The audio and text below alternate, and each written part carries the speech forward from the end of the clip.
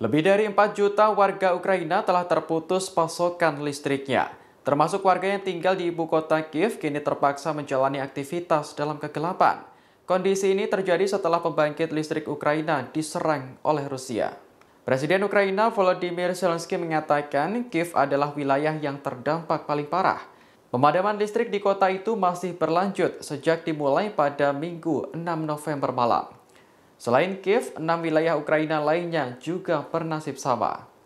Menurut Zelensky, pemerintah saat ini sedang mempersiapkan kemungkinan skenario energi. Ia menjamin warga Ukraina akan kembali mendapat pasokan listrik saat musim dingin tiba. Sebelumnya, serangan rudal Rusia telah menargetkan infrastruktur energi. Zelensky mengatakan sepertiga pasokan energi Ukraina terputus akibat serangan itu.